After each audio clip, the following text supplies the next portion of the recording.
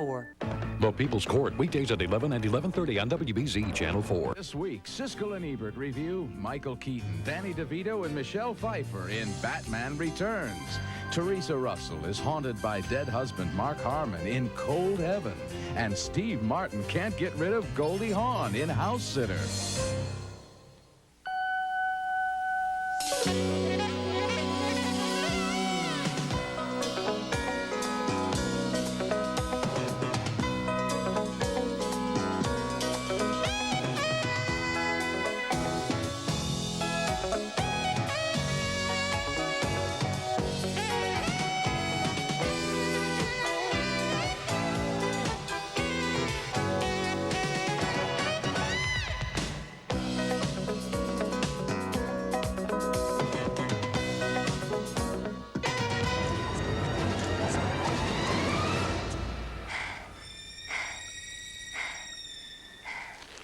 Meow.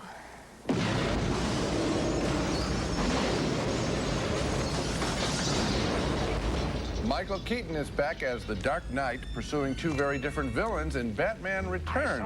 One of 5 new summer movies we'll be reviewing this week on Siskel and Ebert, including Goldie Hawn's latest, plus a look at a featurette by Batman director Tim Burton. I'm Gene Siskel of the Chicago Tribune. And I'm Roger Ebert of the Chicago Sun-Times. Our first movie is indeed Batman Returns, another excursion into the dark and murky world of Gotham City, where a bizarre band of characters enact their twisted destinies.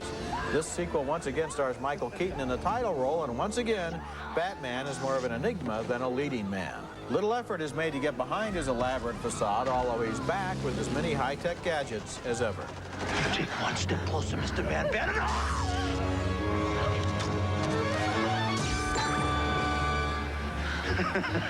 You missed. What's new this time are some fresh characters, including a romantic interest of sorts for Batman. Michelle Pfeiffer plays Catwoman. Who are you? Who's the man behind the bat? Maybe you can help me find the woman behind the cat.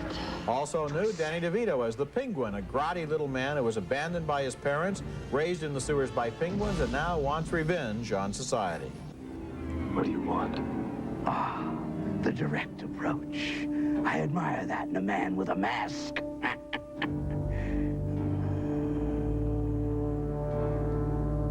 You don't really think you'll win, do you? But the real villain this time is Tycoon Max Schreck, played by Christopher Walken, as a power-hungry manipulator who wants to drain Gotham of its energy. You're a well-respected monster. And I am, to date, not.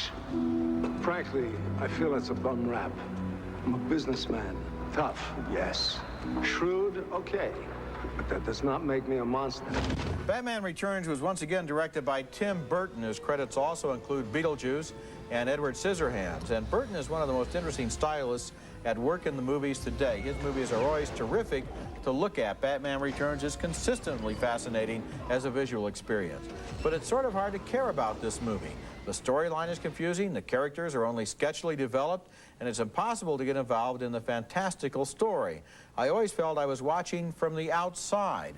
There are some strange contradictions here. Batman is not a successful movie, but it is, visually at least, an inspired one. Well, you know, Roger, I think that there are elements to get involved in the story. I did, and I enjoyed the picture. And the two parts that I enjoyed were the Penguin and the Catwoman characters. I think Michelle Pfeiffer is a good comedian and doing good light comedy. When we see her as the office worker who's going to be turned in after she's abused into Catwoman. And then Danny DeVito, I thought was actually pretty threatening and sad as this little baby, this ill-formed baby who's abandoned. And I thought, this is what Tim Burton does. He gives us characters, including Batman himself, who all have this private pain that they then work out publicly. Yeah, but you see, the thing is with Catwoman and with the Penguin is that they emerge, they are developed as characters, we get the backstory, and then they don't go anywhere. There is no engine pulling this train. There is no story to really get us from the beginning of this movie to the end, and instead what you have are set pieces, set design, character design,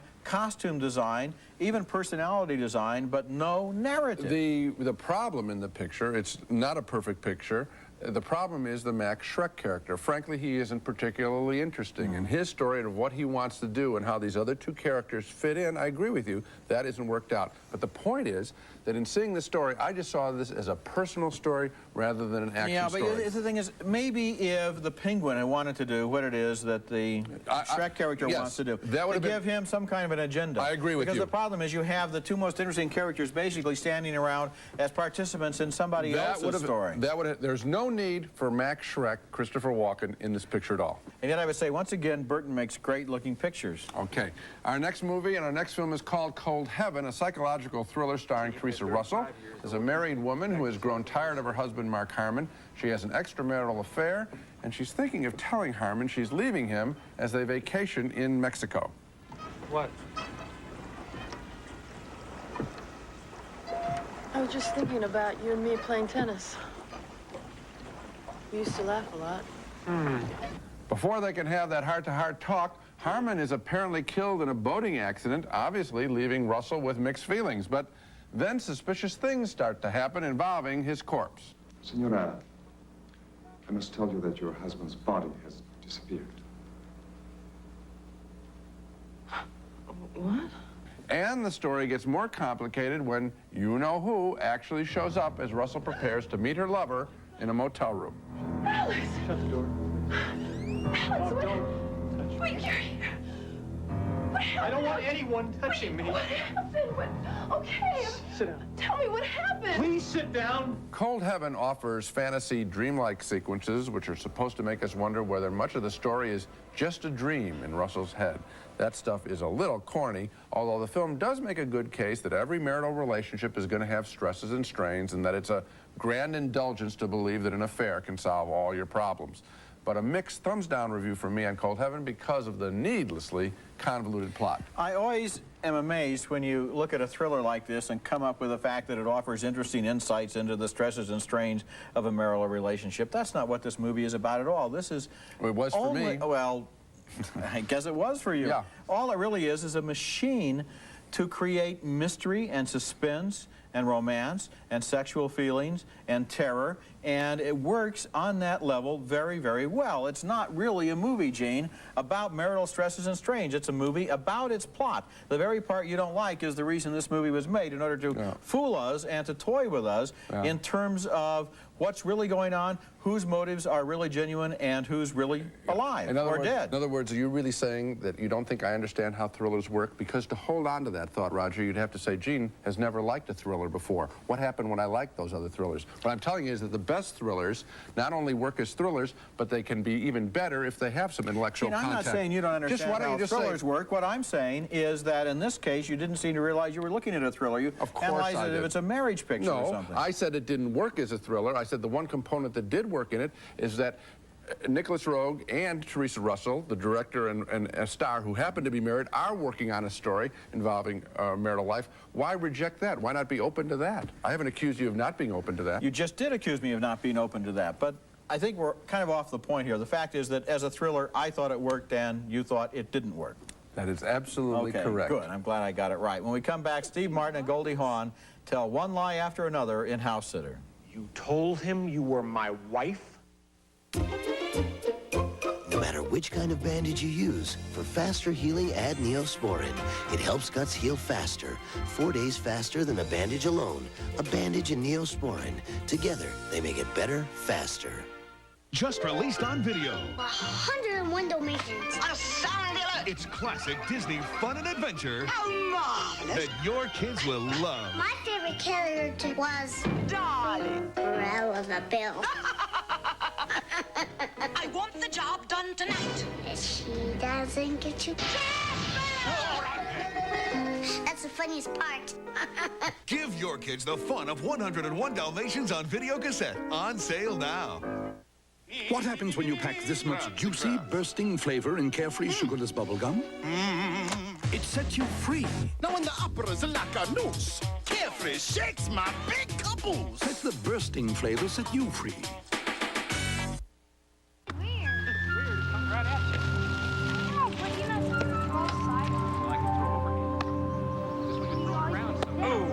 Hello, Dad? Hey, Bill. Dad, do you remember the time you picked me up after school and gave me that new glove? I sure do. We played catch until it got dark. Yeah, that was great. Yeah. We're the one for you, New England telephone. Auto 9X family. First, there were the dinosaurs. Now it's time to journey back beyond the dinosaurs. It's a world 66 million years in the past. Step back into the actual environment of the age, submerged by submarine 200,000 leagues under the sea to discover, or trek through volcanic wilderness to come upon. You've seen the dinosaurs. Now it's time to journey beyond. Experience it now through July 31st at the World Trade Center, Boston. You charge the groceries to me? Well, I was hungry. Now, come on, you gotta understand that. Well, what'd you tell him? How'd you get him to do it? Well, I guess he was under the impression that I was... Insane? That's a scene from Housesitter, a movie where Steve Martin is horrified to discover that a woman he hardly knows has moved into his new country home and is passing herself off as his wife. Now, that's nothing new for the character played by Goldie Hawn, who is a congenital liar. But what's intriguing to the Martin character is how quickly he identifies with the lies once he's entered into a pact with Hawn to pretend that they are married. His strategy is he thinks that will help him to win back the woman he really wants to marry, played by Dana Delaney. Goldie is happy to help him out. So, then he wants to marry me, and he hasn't even seen my face. So what he proposes is, which is, of course, what we did is we got married the next week at the hospital.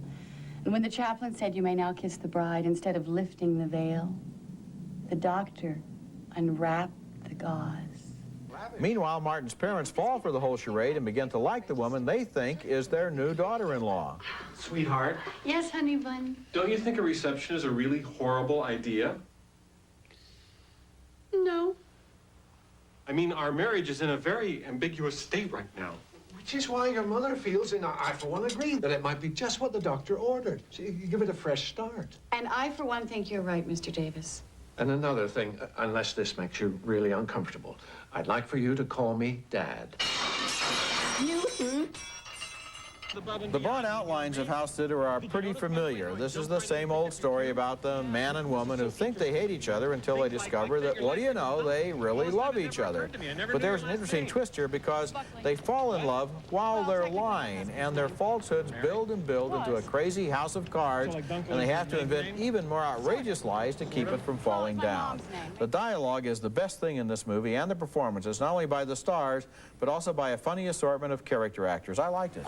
Now, this is a comedy, right, Raj? The last one was That's right. No, it's really about marital difficulties, the stresses and strains on a marriage. This picture didn't make me laugh, so I think I figured out how to comment on this one safely in your presence. The problem here is that I didn't believe, as I looked at Steve Martin and Goldie Hawn, and certainly Steve Martin is as good a comic actor as exists, I didn't believe that they really liked each other at all. In other words, when the thing makes its predictable, and I think you're absolutely right, very predictable turn, I didn't buy it. And the other thing is that I thought that the rhythm was pretty much the same throughout the picture, which is that she's going to be forced to tell more and more outrageous lies. And so is he. And so is he. And the little shift in their voices when they go from what's real to what isn't real, that little look they get in their eyes, it's terrific. I just think I got into this whole rhythm where I knew where they were going with the story, as you did, and I knew exactly how she was going to take me there. You couldn't have possibly known where they were going to go with their dialogue, though, with those wild flights of fancy, how they met in the hospital, how he fell in love with her without being able to see her. I just, you know what? All of that stuff. No, they just came across to me as written lines. I felt that there was a writer there saying, okay, now we'll make them even more outrageous. Of course, there's a writer there. I mean, you know, I just heard it that way. such things as screenplays. The rhythm, Roger, is what's the rhythm problem. is what was so wonderful about this film, the way it built and made me laugh and made me smile, and the people around me all laughed and smiled. You only gave it a 3-star review? That's how many stars I gave it, yes, because I've laughed louder and longer. Okay, good. Okay, fine. Coming up next, the latest film from the Oscar-winning director of The Silence of the Lambs, a more personal story about his actual cousin, Bobby. Was that considered pretty controversial at the time, a religious leader like yourself being involved with the Black Panthers? Well, I think, yes, it was.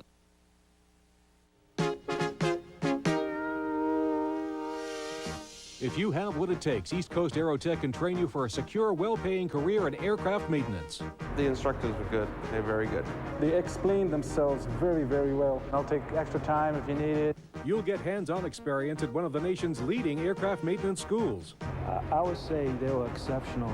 Call East Coast Aerotech at 1-800-292-ECAT for an appointment to tour our facility. 1-800-292-ECAT. Let me have a beat. Big savings made my Corolla an even better value. Give me an L.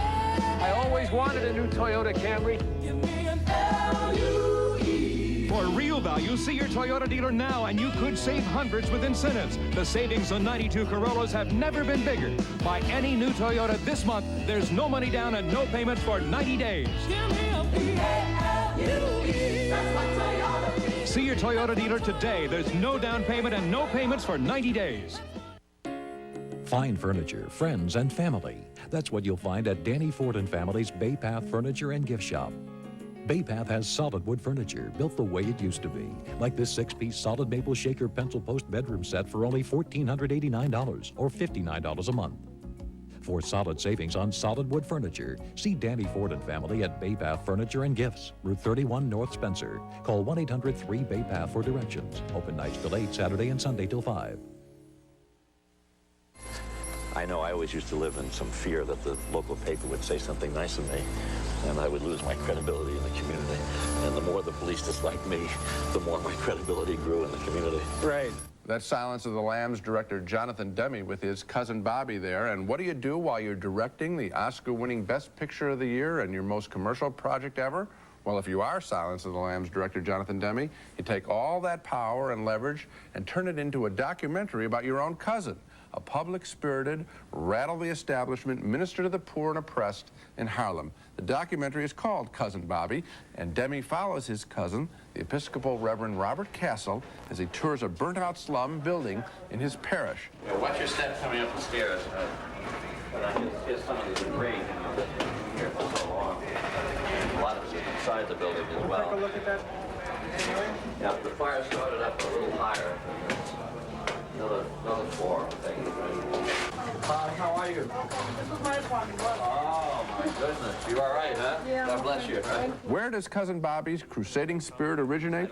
Part of it dates back to his involvement with one of the leaders of the Black Panther Party in his hometown of Jersey City, New Jersey. He had that kind of tenaciousness.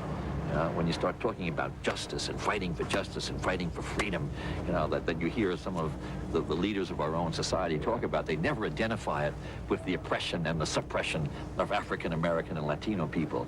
Cousin Bobby is a modest film, but what makes it more than a vanity project is that we know that much of what the Reverend says is not just opinion, but truth, and that it's going to take a massive effort of personal involvement, his kind of involvement, not just money, to bring the separate and unequal classes of American society together in peace. I liked getting this unintended biographical sermon while I was sitting in a movie theater. I like the movie too, and I like Cousin Bobby a lot, and I like this portrait of a man who has actually put his life on the front line and trying to change things. If I have a criticism of the movie, it may be cued around that word cousin, because this is a family movie, and Jonathan Demme and his cousin go back and they look at photographs and they remember their childhoods and when they knew each other and aunts and uncles and so forth. And perhaps because it's all in the family, there were some obvious questions that Demme doesn't ask his cousin Bobby. Like? Stories, for example, about why he left that earlier Episcopalian church and why he was unemployed for a while as a minister. I think there were I think it's maybe because he was too radical at the time and no congregation wanted him. There could have been some things like that. There's a reference to a crisis earlier in his life, and these questions are kind of hinted at without ever really being confronted. Well, I mean, I guess the question is, what's the most interesting part of this guy's life? And I think the most interesting part is where he's laying it on the line right now. In some of his speeches, he has one fire and brimstone speech in the streets of Harlem where they want to basically have a pothole filled that's been open for years. And he attacks the people downtown and says they don't care. And then we see the people on the street saying, we're going to have to take care of our own children. These people are speaking the truth, unfortunately, and that has a real power to it. And then we do get a shot, an overhead shot of the street, and the pothole is filled, and that's what it takes to get things done. That's the richness of the movie. Okay, when we come back, The Hairdresser's Husband, a story of one man's blissful erotic obsession.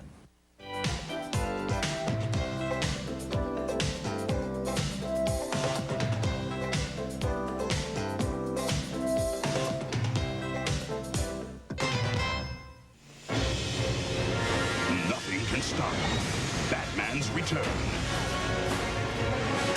at McDonald's. Batman Returns is on a dramatic series of 32-ounce collector cups straight from the summer's biggest movie. On top, there's a flying Frisbee bat disc lid. Inside, a superheroic serving of a large soft drink. You can collect all 6 Batman Returns cups, each at a special price. Because what you want is what you get at McDonald's today. What do you want? Here's 20 new reasons to visit Disney World this year. 1, 2, 3,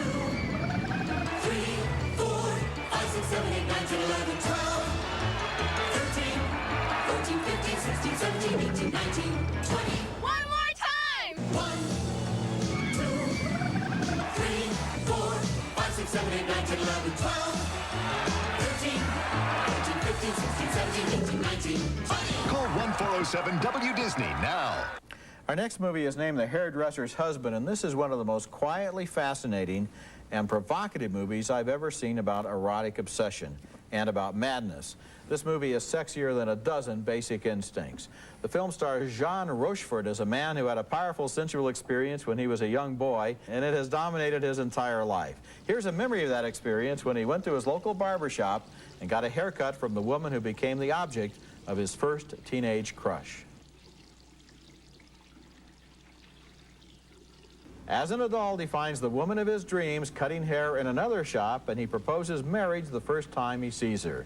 She does not respond, but on a second visit to her shop, he gets his answer. Je ne sais pas ce qui vous a pris l'autre jour.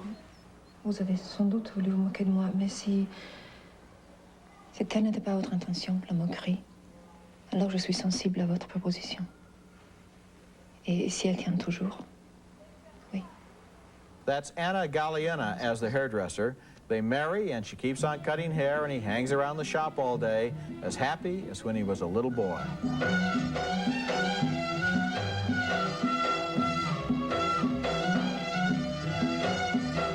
The Hairdresser's Husband is about a man who tries to create perfect happiness for himself inside that little shop with the woman of his dreams in the circumstances of his dreams. What we eventually realize is that happiness cannot last forever. We realize it, but does he? The movie was directed by Patrice Leconte, who also made the great 1990 French film Monsieur Hire, about another man's lonely erotic obsession. This is one of the best films of the year. Well, I enjoyed it a great deal, too, and I think that psychoanalysts will have a field day understanding why you might prefer, or myself, might prefer a film about a childhood sexual obsession as opposed to a fighting of the wills of adults in Basic Instinct. But we'll let them chew over that. What is good about the picture is that I think that it is more than just a childhood obsession, because you did hint at the phrase of this guy carries it a little too far. The people carry it too far. And yet, at the same time, that's undercut with sadness, because just like Marlon Brando and Maria Schneider alone in that room in Last Tango in Paris, isn't that kind of reverie, sexual reverie, with just a person alone together, isn't that the kind of thing that people want? And don't they desire it and say, why can't this happen forever? And then we the movie cuts it back the other way. It's very sophisticated, very well done, more than just adolescent fantasies. The scene, for example, where she's shampooing that customer's hair, and the husband comes over to her while the customer has soap in his eyes and can't see what's happening, that to me, even though you didn't see any nudity or any explicit skin at all, so to speak, nevertheless, the idea of what's happening is very sexy. Absolutely. Coming up next, our video pick of the week. Boy, we're like two little boys here. A small film that Batman director Tim Burton made before he made his first feature. It's called Frankenweenie. I scream, you scream. We all scream for ice cream. We all scream for ice cream. Yeah! Thank you. Hershey's chocolate syrup. For the first time in a generation, Walt Disney's all-time classic, Pinocchio, is back in theaters. Hello! With its memorable moments. What happened? Its wonderful characters. And its unforgettable music. Now, relive the magic with your family. I think it's swell. For anyone who's ever wished upon a star, it's Walt Disney's classic, Pinocchio, rated G. Starts Friday, June 26th at a theater near you. Every second of an asthma attack can feel like an eternity. That's why there's Primatene Mist. Primatene opens clogged breathing tubes fast when speed counts. Primatene Mist, fastest type asthma relief without a prescription. GE, we bring good things to life at Sozio Appliance Showrooms, your authorized full-line GE appliance dealer since 1949. From GE microwave ovens to refrigerators, freezers, washers, dryers, electric or gas ranges, cooking centers, built-ins, dishwashers, compactors, and disposals, even gleaming white-on-white GE kitchens. We have it all. Plus, you'll always find good people, good prices at Sozio's. And now's the time to make an outstanding GE purchase at Sozio Appliance Showrooms in Danvers, Cambridge, Dorchester, Revere, and Wellesley. I just came right out and told the salesman I didn't want another big car payment, and I didn't want something that was going to lose a big chunk of its value the first time I drove it home. Now there's an alternative. Smart cars. Come see why cars with high mileage and suspect condition aren't the only solution to new car prices and new car depreciation. Now isn't it time you got really smart? Smart cars at Lamoureux Ford, East Brookfield, Century Lincoln Mercury, Medford, Shiretown Ford, Plymouth, Blue Hill Lincoln Mercury, Kenton. Cast and crew of the show fly American Airlines. American flies to over 270 destinations in 45 countries worldwide, including service to Japan, Europe, Latin America, and the Caribbean. American Airlines, something special in the air. Before Batman director Tim Burton began making feature films, before Edward Scissorhands and Beetlejuice and Pee-wee's Big Adventure, Burton made a short film called Frankenweenie, which is now out on tape due to his popularity.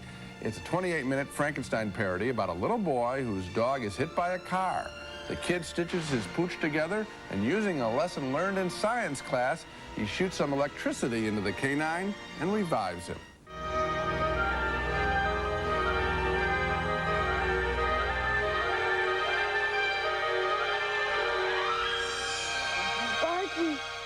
If you're a fan of Tim Burton's films, I think you will definitely want to rent Frankenweenie. Now let's recap the movies we reviewed on this show. A split vote on Batman Returns. Roger liked the look of the picture better than the story.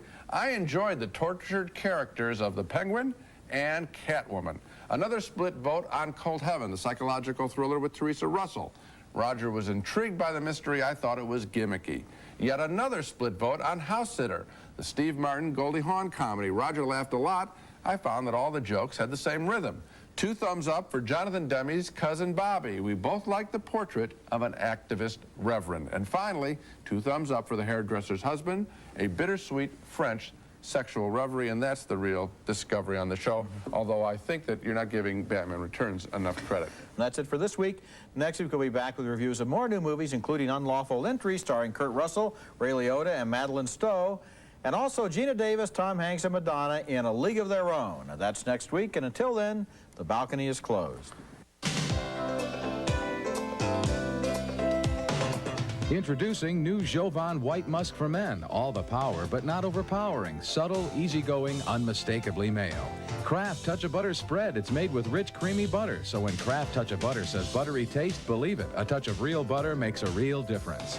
Sundance, made with pure fruit juice and sparkling water. No sugar added. And that makes Sundance a natural refreshment for the whole family. Nakano seasoned rice vinegar, a ready-to-use dressing. No oil, cholesterol, or fat. A healthy dressing for the 90s from Nakano.